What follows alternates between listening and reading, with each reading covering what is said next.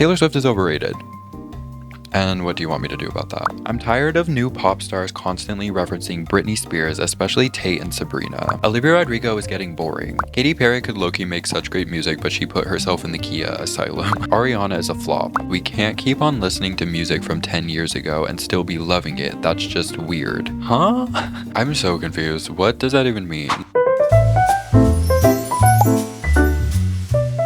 Hello everybody, welcome back to the channel, unless you are new. Well, unless you're new, first of all, subscribe. A lot of you guys that have been watching these videos recently have not been subscribing, and I personally find that to be a little offensive. That shit is so disrespectful! Wow, what an intro, am I right? Anyway, today we're going to be doing a video that I've done plenty of times on this channel. We're going to be reacting to some of your guys' unpopular pop culture opinions. Like I said, I've done this video many times before. I think it's super fun because I get to react to what you guys are saying and kind of get an idea of what my followers are thinking. And I also get to share my opinion and sometimes disagree with you guys and try to convince you otherwise because you guys get on the mic and just say anything. And honestly, I love that. So thank you guys for that. Again, I've done this video many times. I always just go to my Instagram story and have you guys submit. So if you ever want to be in a video like this in the future, gotta follow me on Instagram, of course, which is the perfect segue for me to do my other self-promotion parts of this video. I have a second channel, if you didn't know, where I do vlogs, more personal content, as well as a Patreon, which I exclusively want to highlight for this video because I actually will be doing a part 2 of this video over on the Patreon. A lot of the time when I do videos like this, I will do an exclusive part 2 of this video that's just on the Patreon for all my Patreon members. Essentially, just think of it as Aiden Watson reacts to your unpopular pop culture opinions, in parentheses, from the vault. If that's something you're interested in, there's also a bunch of other stuff over there, including ways to get shoutouts like these over here down on the screen. I always say this, but it's absolutely never expected in the slightest, but it's there if you're interested and you want to get some extra content, a part 2 of this video. And if not, totally fine. I appreciate you for being here. And with that being said, let's just get into it. Okay, honestly, I should have organized this video better. Also, don't mind my portable charger that's attached to my phone. My phone is dying. But yeah, I should have organized this video a little better by going through these beforehand and like categorizing them, but we're just gonna scroll through, pick a random one, and I'm just gonna yap. Cool with you? Okay, I'm literally just gonna scroll and like this one. Renee Rapp has everything going for the music. It's inconsistent, some phenomenal, many average. I think this is true.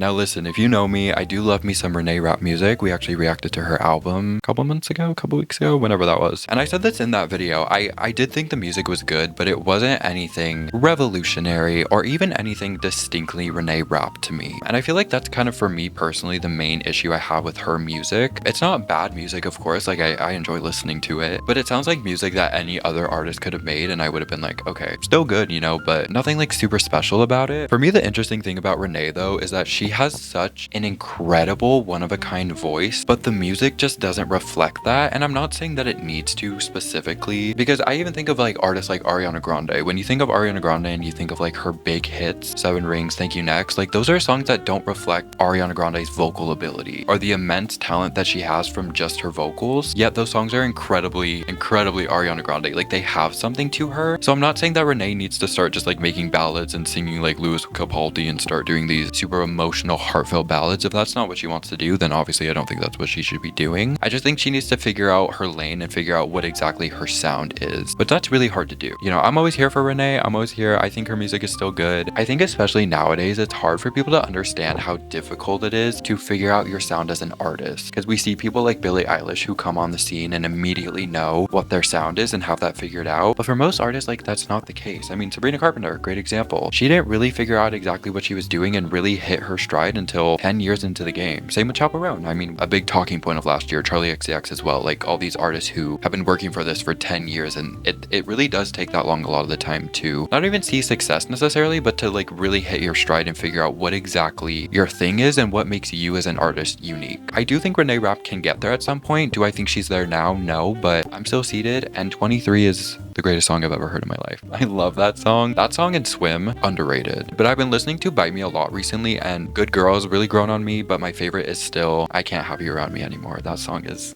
This is my song!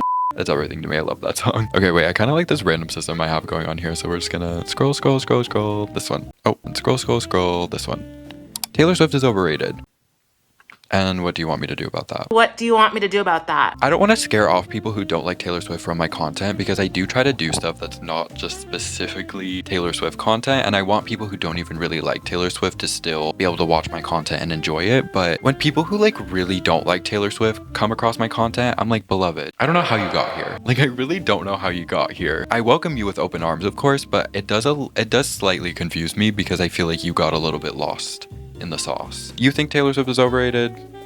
Again, I don't know what you want me to do about that. As a Swiftie, Lady Gaga so did deserve Artist of the Year at the VMAs. I totally agree, and I think that Taylor being nominated for Artist of the Year this year was actually kind of whack. Like, she hasn't done anything this year. I understand it's Taylor Swift, regardless of whether she puts a new song or project out, like, she's gonna be one of the biggest artists of the year, regardless of whether she does something, but I thought the nomination was generous. So I am also happy. I think Lady Gaga has had an incredible year. Mayhem Album of the Year, more likely than you think. I also love Lady Gaga, so I was totally happy to see it go to her. I mean, I love Taylor, of course, but I don't even think she should have been nominated. Because, like, really, what has she done this year? Like, not much. I mean, she's about to. Don't get it twisted. She's about to do things. You know, last year's VMA, she got her accolades for Torture Poets. Next year, she'll get all the accolades for Showgirl. So it's like, this year, not much has happened. I don't really think she should have been nominated, but why not? Sure. Cardi B's court trial was a PR stunt to draw attention to her album rollout. Now, I don't know if that's true. I don't know if I believe that, because this court case, this has been something that's been in the works for years. I don't think that they specifically set this court case. I mean, she literally said herself, I'm pretty sure, maybe I'm making this up, but I'm pretty sure she said in one of the trials that she was really upset that she had to be there because she was missing her daughter's first day of school. I have missed my kid's first day of school today. So I don't think that this is true. I mean, it does, like, I can totally see why someone would say that, especially because her album is literally, I think it's titled like Am I the Drama or something. So I get it, but I don't think that's true. Again, court cases take so long to come into fruition and to actually have the trial.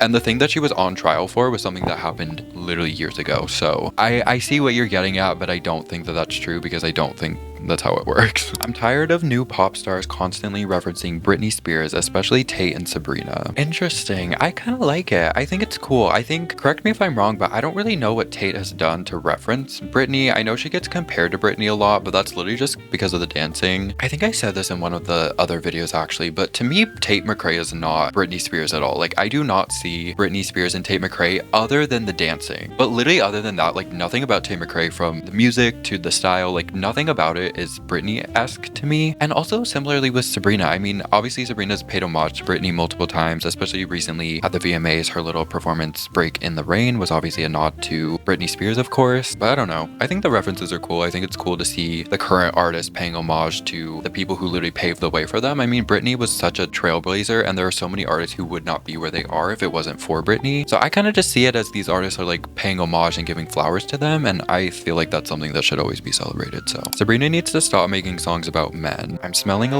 little bit of misogyny. I'm sorry, I'm smelling a little bit of misogyny. This whole criticism that Sabrina keeps getting thrown at her, which is like, all she does is sing about having sex and hating men. It's giving exactly what people did to Taylor back in the day, when all people would say about Taylor is all you do is write songs about breakups. And again, I do have to throw the argument about nobody says this about Drake. Nobody says this about Ed Sheeran. Nobody says this about any male artists out there. It's always the male artists are the genius. They're the visionaries. They're the creative geniuses. And all the female artists do is the same thing over and over again. So respectfully, I have to disagree. Olivia Rodrigo is getting boring. Okay, this one like doesn't make sense to me because she hasn't done anything. And maybe that's why you think she's getting boring, because she isn't really doing that much. The thing about Olivia Rodrigo that people fail to realize, and kind of something that works against Olivia just a little bit, is because Olivia is a writer, like that's her main focus, is her writing. She's not able to churn out music as fastly as other artists like Sabrina, Tate McRae. And so I've noticed that Olivia really gets like lost in the conversation to people because she's not always at the forefront being shoved in your face putting something new out. I think that people really forget the power of silence and how going away for a while and letting people miss you is actually sometimes better than constantly shoving yourself down people's throats and being like, hey, by the way, I put something new out. Hey, by the way, my new album is out, even though I just put a new album out. Not that there's like a specific formula that you have to follow. Obviously, artists make the music they want, and if they feel creatively inspired to do so, they should put that out if they want to. But Olivia doesn't have that like ability to churn out music so fast because she's a writer and she has to go live her life, have experiences, and then come back to the paper and have stuff to write about. And so I feel like because of that, Olivia always like, I see this stuff all the time where people are like, Olivia is so boring now, or she like, I don't know, like she just doesn't want it anymore. And it's like, girl, give the girl time to like make the music. We also just live in a culture now where people just want stuff all of the time. I think people are also forgetting that Olivia literally put out an album not even 2 years ago. And I don't know if some of you guys just weren't around that time, but I think people are forgetting that years ago, like this was not a normal thing. It was not a normal thing for Taylor Swift to be putting out a new album every year. Same with Sabrina, like this is not a normal thing. The actual normal thing is for an artist to put out an album and then wait a couple years to put out another album. And I think some of you are forgetting that. So let me remind you, be grateful, eat your food, don't be complaining. Katy Perry could low-key make such great music, but she put herself in the Khia asylum. Girl, Katy Perry's been in that asylum since 2017. Listen, when I posted my reaction to 143, I got so much backlash of people just being so like mean and nasty and like, I don't even know. I mean, I expected that because I didn't have the most positive things to say about the album. And we're currently living through a time where people can't handle you saying literally anything negative about an artist without them accusing you of being just hateful and every name under the sun. So I don't know. Yeah, I mean, if Katy Perry all of a sudden puts out an album that's incredible, I'll be streaming and I'll be here, but I just haven't seen that from Katy Perry. So that's why I don't really have too much to say about Katy Perry. I do have to say though, Katy Perry does in fact have all the resources if she wants to do so to get out of the Khia asylum. It's not like she was just thrown in there and that's what started making her music bad. She got put in there.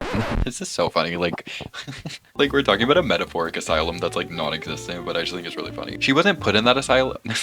She wasn't put in that asylum and that's what made her music bad. She was put in the asylum because the music is bad. So if she really wants to get out of there, then she needs to start making good music. And again, she has all the resources and the money to do so. Like you have everything at your fingertips to hire all the people to make a good album again. And I just don't know why that hasn't happened. But if it does, I'll be seated. I was going to say I'll take back what I said, but I'm not going to take back what I said, but I will reform my opinions on what I currently in this moment feel about Katy Perry. Does that make sense? Sabrina isn't Taydaughter, she's Ariana's daughter.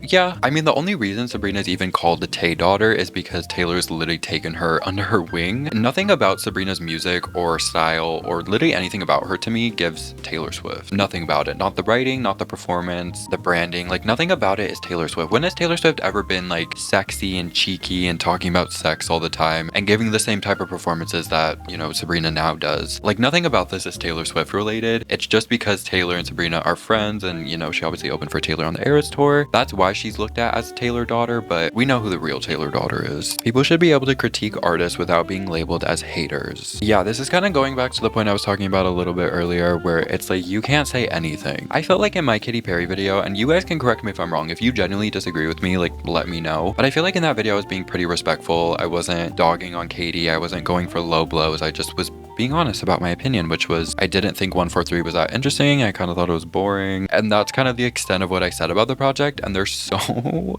many comments on that video, people just being like crazy and accusing me of just being horrible, saying that I was going into it with the intention to hate it. And I was like, did you guys even watch the video? I literally said in that video that I intentionally watched an hour-long Zane Lowe Katy Perry interview so that I could actually try to understand the album because I knew that it wasn't received well and I wanted to try to understand what the album was about. And even doing so, I'm still asking what the f that album about. 143 Love, whatever that means. There's such an ambiguity intolerance going on right now. People cannot handle you saying anything remotely negative. I mean, if you say anything about an artist that isn't, oh my god, this artist is so incredible and this album is so amazing, it's the best thing I've ever heard in my life and it's album of the year, then all of a sudden it's you hate the artist, you're this, you're that, blah blah blah blah blah blah blah. And I just find that to be so annoying. And it's not even like that's actually like a specific thing with one person's fan base. This is just an in general issue that we are currently having in the world. And it's really frustrating because criticism is literally what makes artists better. And people are so against criticism that like I don't understand how you expect your favorite artist to get better if you can't handle somebody giving a critique about it. I do think part of the problem though is that the fan bases are skewing a lot younger, and not to say that fan culture and like fan bases hasn't largely benefited from young people, but especially with the access to social media that a lot of young people are having nowadays, when there's an 11-year-old swiftie scrolling on TikTok and they see somebody hating on Taylor Swift, or not even hating on Taylor but just like giving a critique about her music or her album or whatever it might be, they don't know how to critically think about how the fact that that's just their opinion and it's not actually a fact, and that's why they feel the need to comment like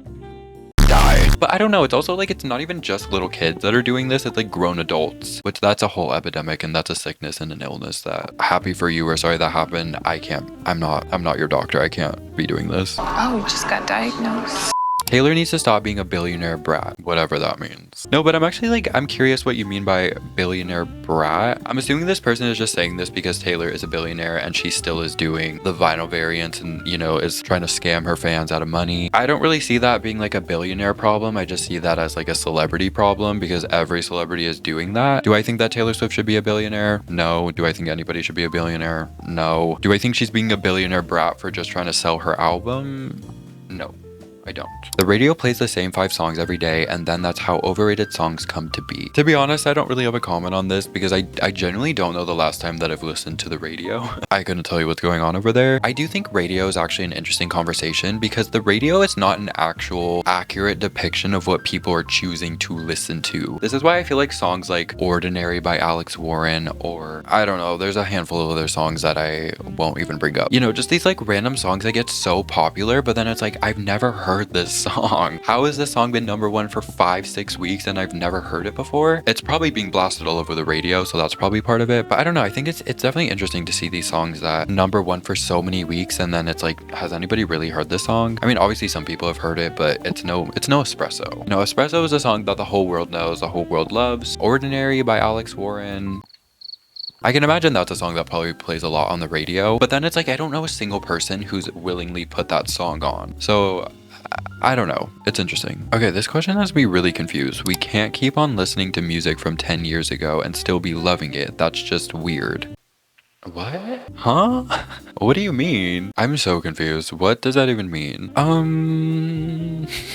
Okay, whatever that means. Wait, I'm so confused. What? So you're saying that we should only be listening to current music and we shouldn't be listening to anything other than music that's came out in the last 5 years? That don't make no sense. That doesn't make any sense. That does make no sense. The Lana Del Rey and Ethel feud is nonsense. I'm team Ethel all the way. Interesting. Honestly, I don't really know anything about this feud other than oh, Lana Del Rey posted that video of her song that's like, Ethel Cain hated my Instagram. What the hell? I don't know the lore between them. I don't know. I do enjoy Lana Del Rey's music, and I actually also enjoy, fun fact, I don't think I've ever talked about this, I do actually like Ethel Cain's music. I've not listened to her new album because I actually was gonna do that for a video, and then I think when that album came out, I was busy, and I've just yet to listen to it. If you guys want a video on that, I guess let me know, but I also just like, I don't know if I'm able to intelligently and fully appreciate the album in a video, and I feel like if I post that, all the comments are gonna be like, you're missing the whole point of the album, and I'm gonna be like, sorry, I tried, like, I don't know. Ariana is a flop. Okay, again, I beg to ask the question, and what do you want me to do about that? I don't know, it's just so weird to me when people are like, Ariana's a flop, Taylor's a flop. It's like, just say you don't like the music. Just say you don't like it. Just say it's not for you. Because when you say that they're a flop, you just don't sound intelligent because that's like factually not true. Ariana's the farthest thing from a flop. How can you call somebody who's one of the most famous artists currently and has been for the last 10 years at this point a flop? And not only that, but somebody who's like consistently still has the culture and the world interested in what they're doing. It's not like Ariana was only popular a couple years ago and then people forgot about her. No, she's still very popular. Did you try to get Eternal Sunshine tickets? Did you see how many people were trying to do that? She has an incredibly successful fragrance line. She has a makeup line that's very successful. Ariana Grande will always be famous and always very successful. She will never be a flop. So I really need you guys to stop saying people are flops and just start saying I'm not the biggest fan of their music. Because then I would have been like, okay, but you can't say she's a flop because that's not right. It's not right and it's not true. Think about that. Taylor Swift is way overrated. And what do you want me to do about that? How many times I've said that in this video? No, but actually, like, what do you guys want me to do about that? Actually, it's kind of my fault. I was the one who asked, so I can't. I'm like, why do you guys keep saying this? And I'm like, well, you did ask. Who set that system up? I'll take it. It's my fault. I deserve the whackings. But again, okay, and the world keeps spinning. Beyonce is not overrated. True. I do have to be honest, I feel like it wasn't until recently, and like recently as in the last couple years, that I really got to understand how incredible Beyonce is. I've always been a fan of her and I always thought she's, you know, gorgeous girl. She can perform. I've always known that. I didn't fully understand the impact that she's actually had on culture up until recently, again, like last couple years or so. Also, just her music isn't typically what I normally reach for. I can respect it and admire it, and sometimes it is nice to listen to. I do have to say, My House, that's a song. That's the greatest song I've ever heard in my life. But I just don't typically reach for her music that much, which is I think why it took me a while to understand how impactful she's been. But she's the girl. She's like she kind of is like the girl. And I think people who say Beyonce is overrated, I'm kind of just like, again, it's the same thing with Taylor. What do you want me to do about that? Gracie Abrams has never released a good song. Again, I really need you guys to stop saying stuff like this and just say that you don't like it. It's okay, I promise you. It's okay to just simply say, I just am not the biggest fan of Gracie Abrams' music, or I'm not the biggest fan of Ariana Grande, or I'm not the biggest fan of Taylor Swift. We don't need to be saying that Ariana Grande is a flop, or that Taylor Swift is overrated, or that Gracie Abrams has never released a good song before, because that's, again, it's not true. Can you really say an artist that is at Gracie's level, who has the success, has the fame that she has, is all just because her music sucks? No, the music is good. It resonates with people. People really like it. I don't think you can say that she's never released a good song because of that. You might not like it, and that's totally fair. If you say that her music is just not for you, you don't like the writing, you don't like her voice, that's totally fair, totally fine. But I don't think you can say that her music is not good or that she's never released a good song, because I just don't think that's true. I don't think that's true. Again, I really think some of us need to change this mentality and change the way we go about saying things. That's the big takeaway from this video, I feel like. Okay, well, I think that is going to bring us to the end of this video. Like I said, I will be doing immediately after filming this, I will be filming a part 2 of this video that will be over on the Patreon. If you don't want to join the Patreon, if you're not interested in like a monthly membership, I will have the video just as like a one-off if you just want to buy the one video, or if not, totally good. I appreciate you for being here. Again, if you ever want to be in a video like this in the future, like I said, I do videos like these a lot, so definitely be sure to follow me on Instagram. Check out my second channel. I have vlogs, more personal content over there, and I love you so much, and I'll see you soon. Ow. Ow. Bye.